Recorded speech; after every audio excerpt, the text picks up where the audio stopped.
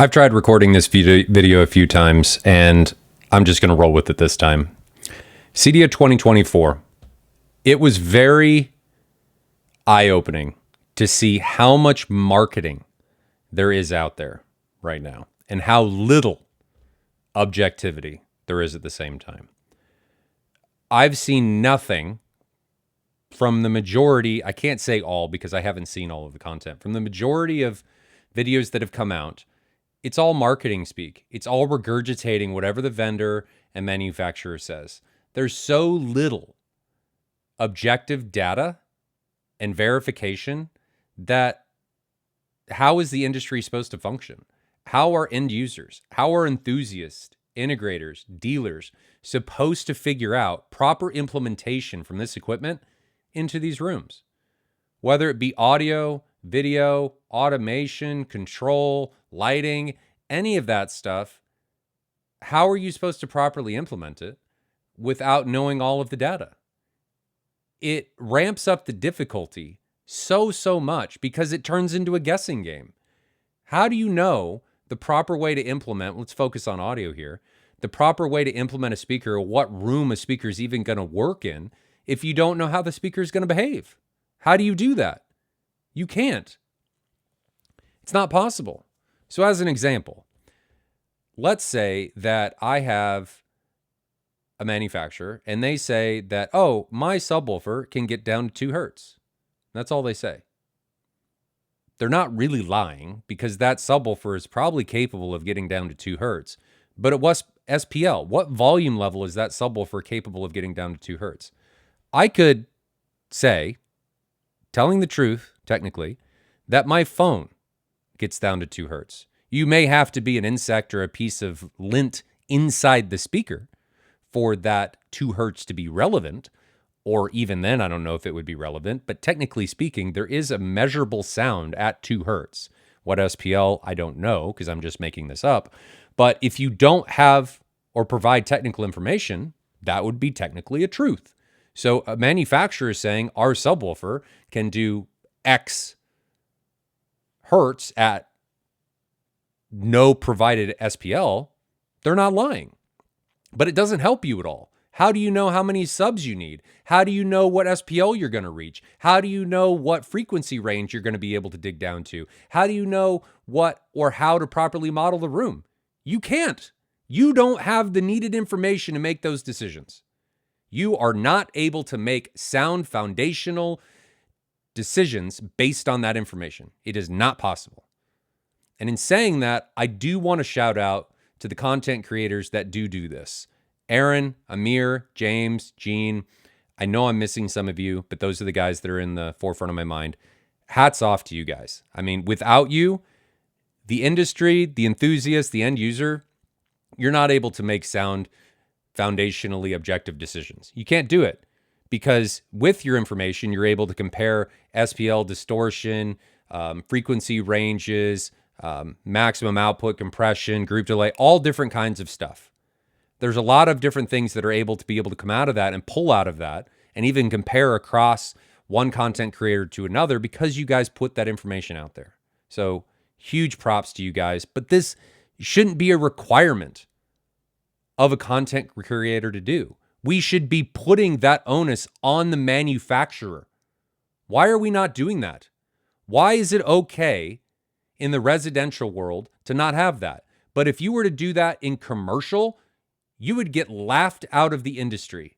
I've said this before, but if you ask for data in the commercial space, you are handed a book. But if you are asking for information on a piece of equipment in residential, you're handed a pamphlet. Why is that the case?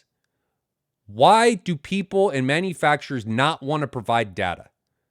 Why are we so in the dark and why are we okay with it? People need to be comfortable with testing and verifying and questioning things that come out of virtually everyone's mouths. It is oh so important to not just take at face value what a manufacturer says, especially when they're trying to get your business, because they want your business. They want your dollars, and they are going to do things in order to get you to spend with them. It's very important. They're going to dangle the nice new shiny thing that has X, Y, and Z new thing on it, and it can do X, Y, Z, but they don't provide you the how. They don't provide you the verification that says, yes, we can actually do it at a meaningful volume. And this is not me saying that you need every speaker or everything needs to get to reference. That is not what I'm saying.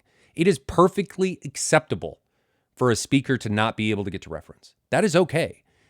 Actually, I think it is a benefit to the industry for industry vendors and manufacturers to say and provide data that says this is actually how this speaker was designed to be used. It was designed to be used in this use case and only get to this SPL.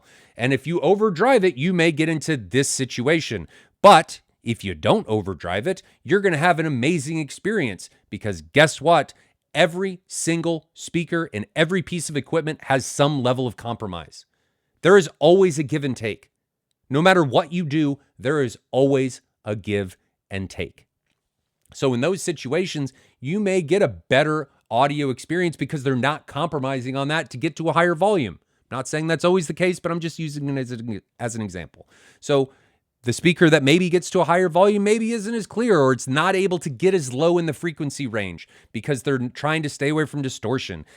There are always give and takes. And if this information is published, it makes everyone's lives easier because we now know the proper way to use all of this equipment. We now know the proper way to put this equipment into a room and have it work the best that it possibly can, and to get the customer to leave the positive review because they're using the equipment how it should be used instead of trying to use it in a way that was never designed to use and it blows up in their face. And then you get a negative review. So it's not all negative.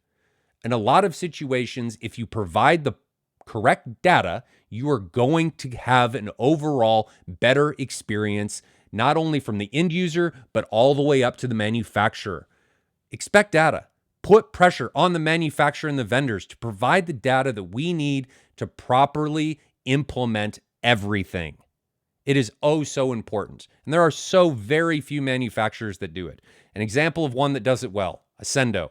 Ascendo makes some great speakers, but you know what they do? They don't just talk about it, they verify it. They send every single speaker and subwoofer off to a third-party testing facility that then measures and publishes that data. And you know what Ascendo does? They make that data public because they know that transparent data, objective data, measured typically on a clipple, because you know what the important thing is about a clipple is? It's repeatable, and it takes a lot of information and variables out of the equation that would get in the way. They take that data and let us have it because it makes our lives easier. It allows us to properly implement that equipment. They know that without that data, if their equipment was improperly implemented, it could reflect negatively upon them.